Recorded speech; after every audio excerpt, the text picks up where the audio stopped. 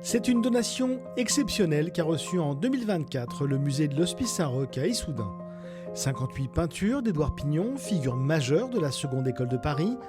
Une donation qui vient enrichir le fonds déjà détenu par le musée d'Issoudun, essentiellement composé jusqu'à présent de dessins, carnets et lithographies patiemment rassemblés depuis plus de 35 ans. L'exposition, qui se tient au musée depuis le 14 février, propose donc une lecture complète de l'œuvre de ce peintre, grand ami de Picasso.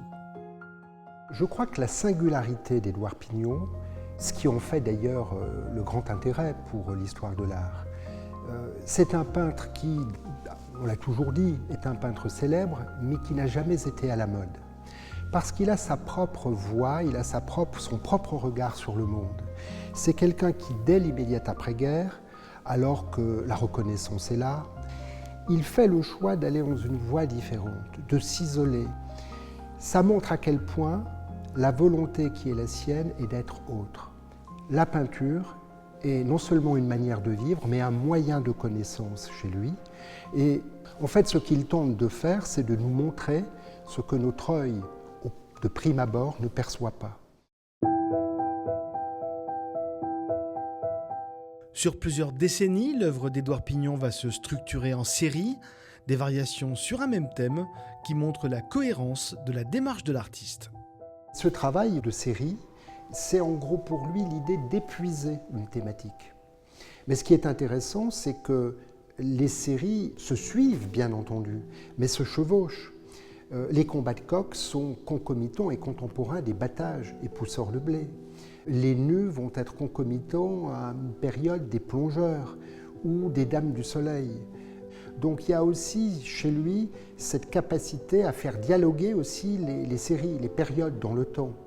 Les plongeurs vont être repris, les plongeurs des années 60 dans les années 80. Ce sera le cas des électriciens avec haute tension. Et ce qui est intéressant dans la démarche qui est la sienne, c'est de voir de quelle manière il aborde une même thématique à 30 ans d'intervalle. La diversité des œuvres présentées nous permet d'avoir une vision approfondie du travail de l'artiste et de mieux comprendre ce qu'il appelait lui-même sa quête de réalité. En fait, le regard qu'on peut porter aujourd'hui sur l'œuvre d'Édouard Pignon, c'est-à-dire cette grande liberté qui est la sienne, comme toute cette génération de peintres qui se libèrent, si j'ose dire, d'un carcan dans les années 70-80, il y a cette grande liberté du geste et il y a surtout cette contemporanéité, c'est-à-dire une œuvre qui aujourd'hui n'est pas marquée par son temps, et de voir à quel point cet artiste-là, avec d'autres, participe de la contemporanéité de la scène française, aujourd'hui encore. L'exposition consacrée à Édouard Pignon est à découvrir à Issoudun au musée de l'Hospice Saint-Roch jusqu'au 20 septembre 2026.